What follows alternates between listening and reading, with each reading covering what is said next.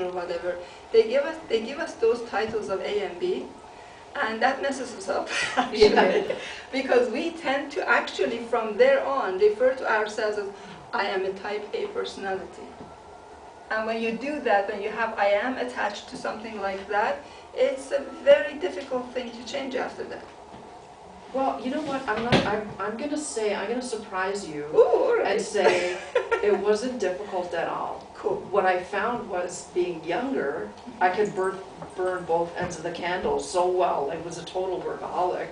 But now I'm in a job where it's only part-time, and you know, because you're like, you got this whole thing that gears you up, like, okay, I can work 6 days a week, so I'm looking for a part-time job here, part-time job there, and then I just thought, I'm working only 3 days, like, I'm so happy doing this, like, why would I want to top it off with more work? It just gives me more free time. I'm happy. So are you doing more meditation now?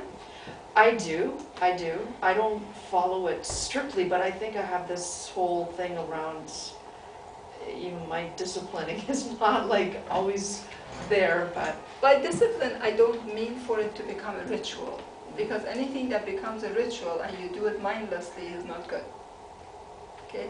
Everything has to be done in a way that you understand exactly the purpose of it, why you're doing it, why is it good for you, and then when you really comprehend that, whatever it is that you need to do, it opens up its own time during the day for you. So you'll find, for example, it's lunch hour, you were supposed to have lunch with one of your friends, and she doesn't show up. So you have 10 minutes to meditate, right? Or you want to go to dinner with someone, the dinner's, you know, either canceled or he has to go somewhere and he'll get up and go 10 minutes early. There's your 10 minutes. So the time will open up for you as you sort of make it a habit for yourself, but don't make it a ritual. I have to do this is not something that is going to be appealing to any one of us. Wasn't that what the whole hippie society was about? Not to go through rituals? Yeah. You know? So don't make it a ritual, because if you do, then you'll go back to the same you know, organized religion that we talked about. Organized religion's thing is that for Muslims, for example, 5 times pray a day. For Christians, every Sunday you come to church. You know, then we have Judaism every Saturday. You know, so we have Friday, Saturday, and Sunday covered between the 3 biggest religions. You know, there are, and we have to do what we have to do during those 3 days, and the hell with the rest of the week. Right? So, so don't make it something that you have to do, but understand that it is. When you understand how good it is for you, and you allow it to happen, you will see naturally your life will open up room for the things for you to happen. Okay. There's actually one thing I want to say about discipline, because I recently watched the movie The Karate Kid. The remake of it with Will Smith. I have seen the original one. Yeah, but this remake that Will Smith did with his son was absolutely one of the best movies I've ever seen in a really long time. I never seen the first one, like the original one, so I kind of knew what the story was, but not really.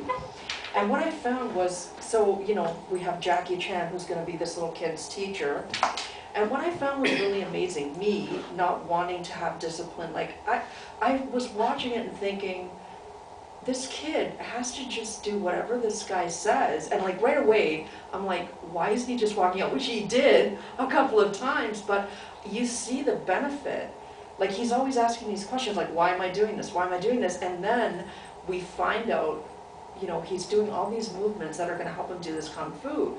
And I sat there and I thought, see, if I would just like listen to someone like that, I could do something like that too. And I found it very inspiring for someone like me who looks at discipline as a not so great thing. But the discipline can be practiced in a different way. Like, I've seen the original version of Karate Kid, and yes, you're right. You do this move and that move without any explanation. And then when the child gets frustrated and says, but why? Yes. You know, and then you say, well, you know, and then it's explained that it is used in this movement and so on. It can be done the other way around to motivate the child, right? As I was growing up, for example, I remember my master never did that type of stuff to me. He didn't want me to suffer. He always said, we're going to be doing this because this is what the outcome of it is. This is what's going to happen.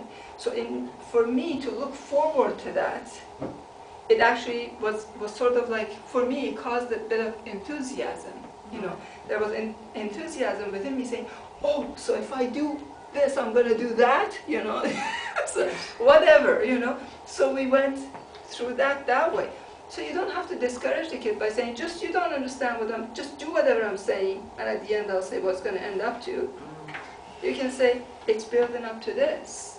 Let's go. Right? So there are different ways. Yeah, I saw, I watched it actually, the original version I haven't seen the new one. So I will watch the new one as well to see what they cover in there. It was very good. It was really, really good. I took my kids to see it. It was really, really good movie. Awesome. And you had something to say?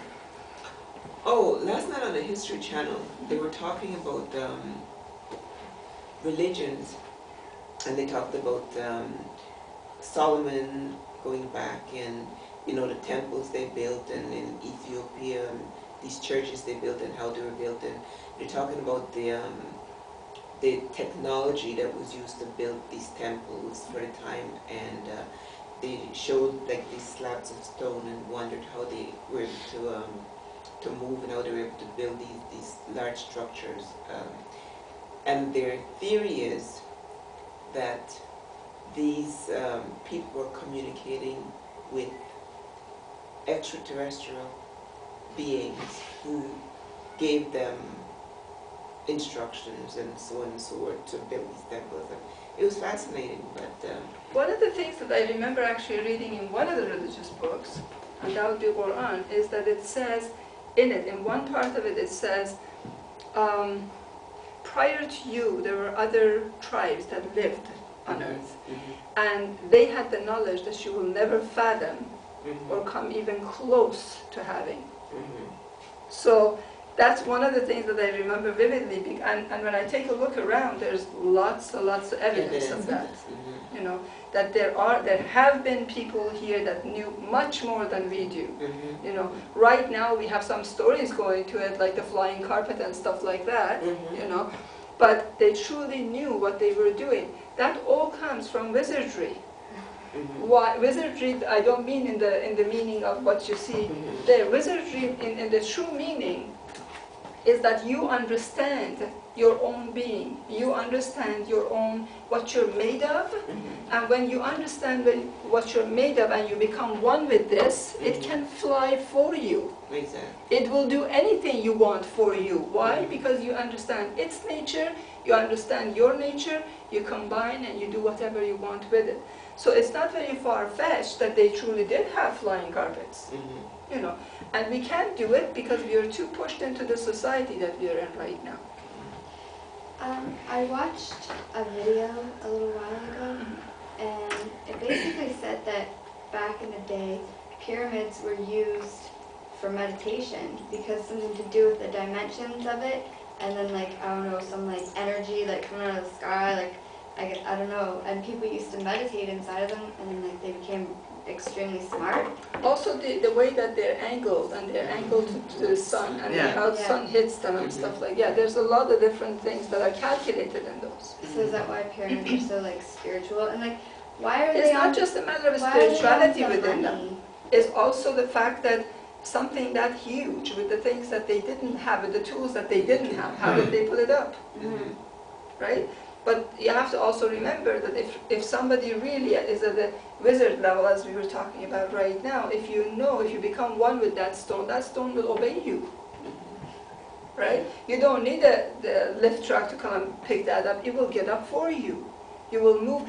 What is it? Isn't it in the Bible that you can... Greater things. Right? You can move. You can move. The mountain moving it. Thank you. So it's the same thing. You can move as huge as a thing that you want, as easy as a grain of sand or grain of corn. Is that in the Bible? Yeah. So, so you see, last night we were talking about how good it is to read them. That's where that comes in. Okay. Certification was part of it. Yeah, of course, because their understanding of the matter, Yeah. and when you understand matter and how it moves, you can move it. Right now, for example, we have people who do telekinesis, Yes. right? How do they do it? By understanding the matter, right? The same person who's doing telekinesis can move the mountain as well as this bottle of water. It makes no difference. The weight doesn't matter. Because I think there's another, I think a lot of people on Earth, they came from different planets at different times, and Well, we Yeah. all get Yeah. recycled anyhow somehow. yeah, that's right. We need to. So I had an interesting summer. Don't want to get too much into it, but I'm looking at some of the pictures that we have up, and some of them remind me of Banff, which is where I went. And Nice place. I was there for about 4 days. Had a really, really